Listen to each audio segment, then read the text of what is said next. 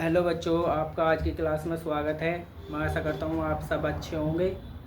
आज हम नई क्लास लाए हैं, वास्तविक संख्या अध्याय हमारा फर्स्ट चल रहा था। ठीक है, अध्याय फर्स्ट के पहली एक्सरसाइज हमने पूरी कंप्लीट करवा दी, उसके सभी सवाल हमने हल करवा दिए। तो आज हम एक्सरसाइज 2 लाए हैं, यानी 1.2। ठीक है, इसमें हमें कुछ संख्याएं दी गई होंगी जिन्हें हमें जो है अपरिमेय सिद्ध करके दिखानी है। अपरिमेय संख्याएं क्या होती हैं? पहले लेक्चर में बताया था, अपरिमेय संख्याएं वे होती हैं जो p/q के रूप में नहीं लिखी जा सकती। ठीक है, जैसे √2, √3, √5, पाई, √7, ये सब क्या हैं? अपरिमेय संख्याएं हैं। ठीक है, तो हमें इन्हें सिद्ध करके दिखाना है कि ये अपरिमेय संख्याएं क्यों हैं। ठीक है, यानी सिद्ध करके दिखाना हमें इन सवालों को। तो कैसे करेंगे? देखो, पहला सवाल दे रखा, सिद्ध कीजिए कि √5 एक अपरिमेय संख्या है। इसी प्रकार के दो सवाल हो रहे हैं आपके, √2 और √3। बिल्कुल इसके जैसे ही हैं वे सवाल, जैसे √5 करवाऊंगा बिल्कुल सेम ऐसे ही वे होंगे। ठीक है, तो माना √5, हम सबसे पहले क्या मान के चलेंगे? अपरिमेय संख्या को परिमेय संख्या मान के चलेंगे और फिर अपरिमेय सिद्ध करवा देंगे, सिद्ध करके दिखा देंगे। तो हम मान के चलेंगे, माना √5 एक परिमेय संख्या है। ठीक है, और परिमेय संख्या को किसके रूप में लिखते हैं? p/q के रूप में। तो क्या लिखेंगे? p/q बराबर कितना? √2। ठीक है, जहाँ p/q सह अभाज्य संख्याएं हैं, सह अभाज्य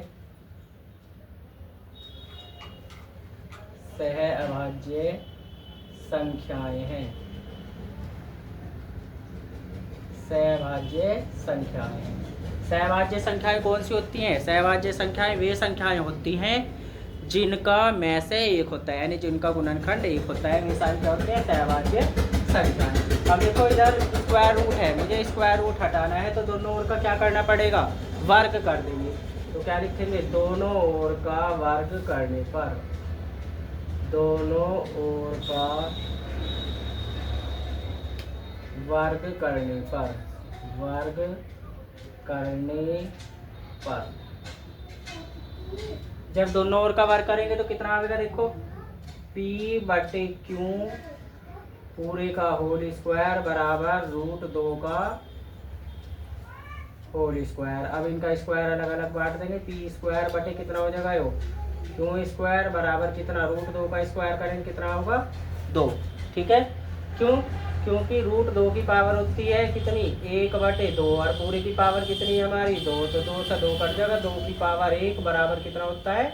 2 होता है। ठीक है, तो 2 आ जाएगा। इसके बटे में 1 मान लेंगे। देखो, q² को इधर ले जाओगे तो 2 कहाँ हो जाएगा? हमारा गुना में हो जाएगा, यानी भाग में है q², इधर गुना में हो जाएगा, 2 गुना में हो जाएगा तो ये भाग में आ जाएगा। ठीक है, तो p² बटे कितना?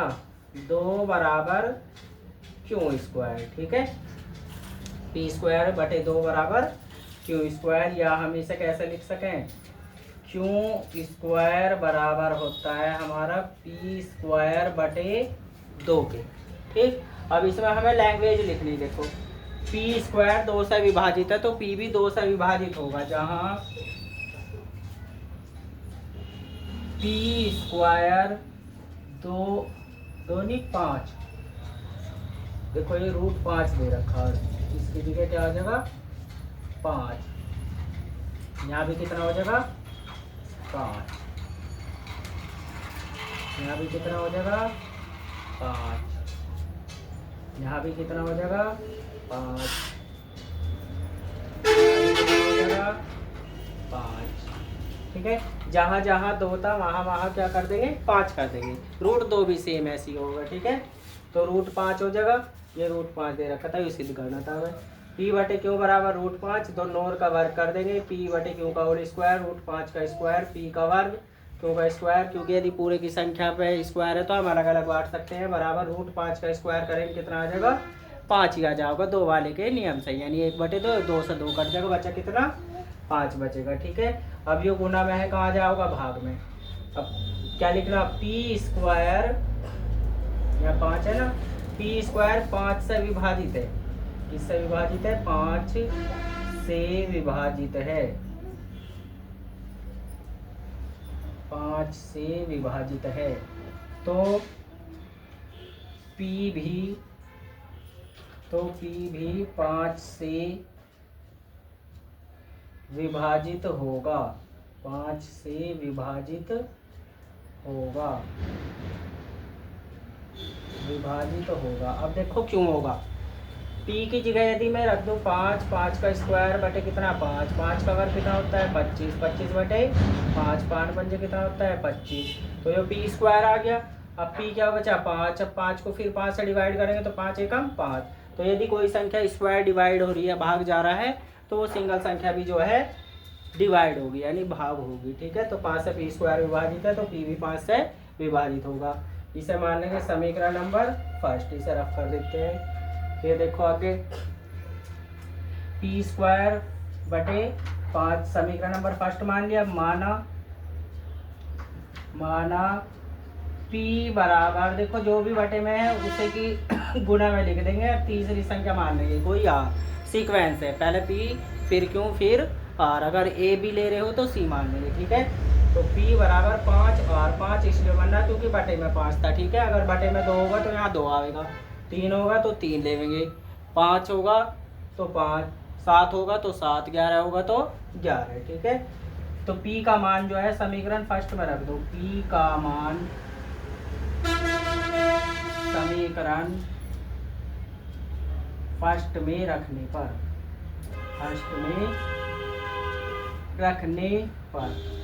तो जब समीकरण फर्स्ट में P का मान रखेंगे कितना आ जाएगा, Q स्क्वायर बराबर P की जगह में क्या रखना, 5R का स्क्वायर बटे कितना, 5, 5 का वर्ग कितना होता है, 25, R का वर्ग कितना हो जाएगा, R स्क्वायर बटे कितना, 5, ये 5 से 5 बार डिवाइड होगा तो कितना बचेगा, 5 R स्क्वायर किसके बराबर चल रहा, Q स्क्वायर का भी गुणा में है, कहाँ चला जाएगा, भाग में। R स्क्वायर बराबर कितना हो जाएगा, Q स्क्वायर कितना हो जाएगा, Q स्क्वायर बटे 5। सेम वही लैंग्वेज अब यहाँ लिखनी है हमें। P स्क्वायर 5 से विभाजित है तो ऐसे Q की लाग लिख देंगे, Q स्क्वायर जहाँ लिखे, जहाँ Q स्क्वायर 5 से विभाजित है, 5 से विभाजित है, तो Q भी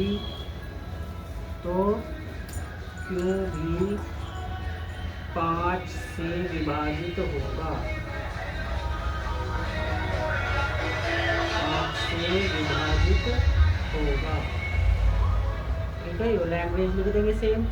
अब देखो दोनों संख्या है, P स्क्वायर Q स्क्वायर किससे डिवाइड हुई, हमारी 5 से विभाजित हुई ना, और सहभाज्य संख्या क्या बताई थी, जिनका उभयनिष्ठ क्या हो, केवल 1 हो। ठीक है, यहाँ से हमारा इसका उभयनिष्ठ कितना आ रहा, 5 आ रहा, तो हमारा मानना गलत हो जाएगा। क्या लिखेंगे हम, अतः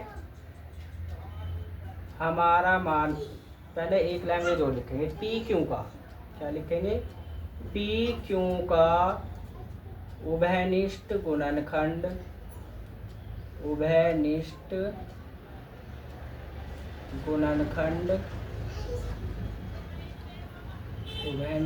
गुणनखंड एक नहीं है, एक नहीं है, अतः हमारा मानना गलत है, अतः हमारा मानना गलत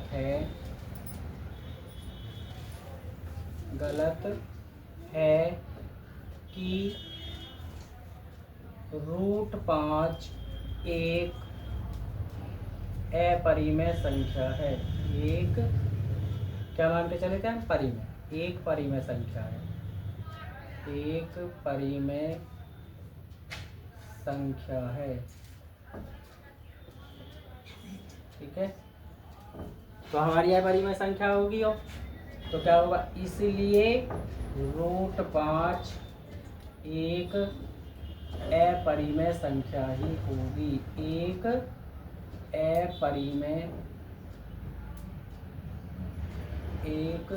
अपरिमेय संख्या ही होगी,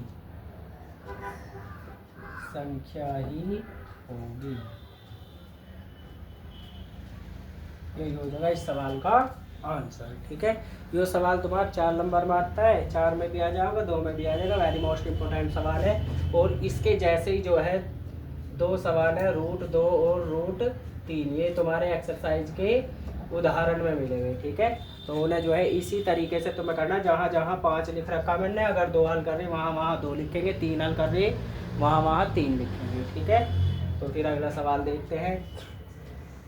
यदि क्लास पसंद आ रही हो तो चैनल को सब्सक्राइब ज़रूर करो और क्लास को ज़्यादा से ज़्यादा शेयर करो। यदि फेसबुक पर देख रहे हो तो फॉलो ज़रूर करो और क्लास को शेयर करो ज़्यादा से ज़्यादा। फिर देखो अगले वाला सवाल, प्रश्न नंबर 2। प्रश्न नंबर 2 का हल तो यहीं लिख देंगे। देखो प्रश्न नंबर 2 है ना, जो उससे आसान है। पहले वाला टाइप जो है वो थोड़ा सा लेंथी हो जाता है, पर ये वाले टाइप जो है ये आसान सवाल होते हैं, बहुत छोटे सवाल। तो सिद्ध कीजिए कि 3 + 2 √5 एक अपरिमेय संख्या है। इसे भी तुम्हें एक अपरिमेय संख्या सिद्ध करके दिखाना है। तो हम क्या मान के चलेंगे, इसे परिमेय संख्या मान के चलेंगे। तो क्या मान लेंगे, माना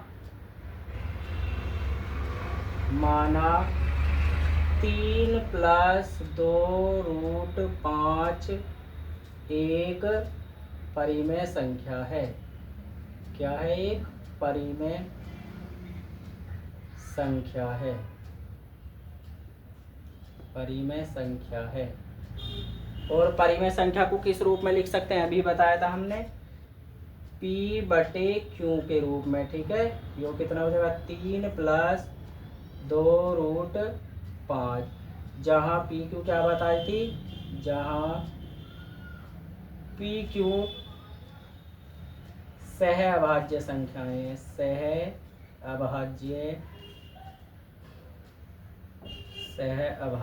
संख्याएं हैं।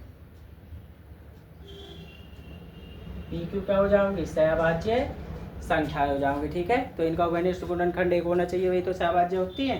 तो ये प्लस का आएगा कैसा हो जाएगा, माइनस का। P/Q प्लस की चीज कैसी हो जाती है, माइनस। देखो इसका पक्षांतर कर देंगे, प्लस का माइनस का हो जाएगा, बराबर कितना, 2 √5। ठीक है, 2 √5। इसके बटे 1 मान लेंगे। क्यू का 1 का एलसीएम कितना आएगा, क्यों एकम क्यों, यानी कि आ जाएगा 1 की गुणा P में करेंगे कितना होगा, P। क्यों की गुणा 3 में करेंगे कितना होगा, 3 क्यों और बराबर कितना, 2 √5। अब देखो ये 2 गुना में कहाँ चला जाएगा, भाग में। तो P - 3 क्यों बटे कितना हो जाएगा, 2 क्यों बराबर √5। ठीक है, अब तुम्हें यहाँ से लैंग्वेज लिखनी बस।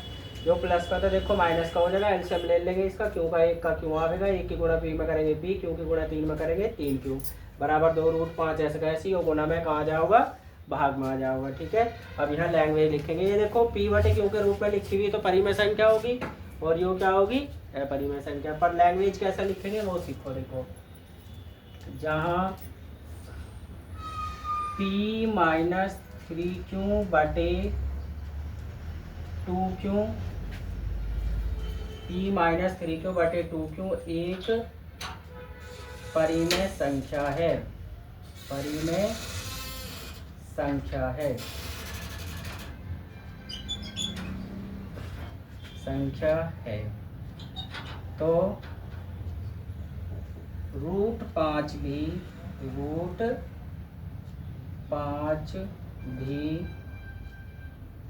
एक परिमेय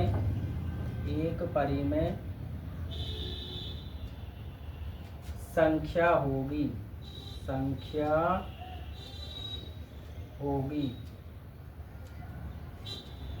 परिमेय संख्या होगी, जो कि असत्य है। जो कि असत्य है या जो कि गलत है, ऐसे लिख दो सरल लैंग्वेज में, जो कि गलत है। ठीक है, कभी भी परिमेय संख्या जो है वो अपरिमेय संख्या के बराबर नहीं हो सकती। ठीक है, अगर अपरिमेय में परिमेय जोड़ोगे तब भी अपरिमेय होगा, गुणा करोगे जब भी अपरिमेय होगा। ठीक है, तो क्या लैंग्वेज लिखी, p-3q/2q में एक परिमेय संख्या है तो √5 भी एक परिमेय संख्या होगी जो कि गलत है। ठीक है, अतः हमारा मानना गलत है, हमारा मानना गलत है कि 3 + 2√5 एक परिमेय संख्या है। क्या है, एक परिमेय संख्या है, परिमेय संख्या है। अतः हमारा मानना गलत है कि 3 + 2√5 एक अपरिमेय संख्या ही होगी। और यदि वो एक परिमेय संख्या है, एक परिमेय संख्या है, तो क्या होगी, जब परिमेय संख्या है गलत होगी हमारी धारणा, तो अपरिमेय संख्या ही होगी। इसलिए 3 + 2√5 एक अपरिमेय संख्या ही होगी, एक अपरिमेय संख्या ही होगी, ठीक है, क्योंकि हमारा मानना गलत हो गया कि 3 + 2√5 एक परिमेय संख्या है। अब जब हमारी धारणा गलत होगी तो ये क्या होगी, एक अपरिमेय संख्या ही होगी। ठीक है, तो ये आज की क्लास थी। यदि क्लास पसंद आई है तो चैनल को ज़रूर सब्सक्राइब करें, फेसबुक पर देख रहे हो तो फॉलो ज़रूर करें। ठीक है, और क्लास को ज़्यादा से ज़्यादा शेयर करें। फिर हम कल बुलाएंगे इसका अगला पार्ट, और 1 या 2 दिन में तुम्हारा ये चैप्टर ख़त्म हो जाएगा, फिर चैप्टर नंबर 2 चला देंगे।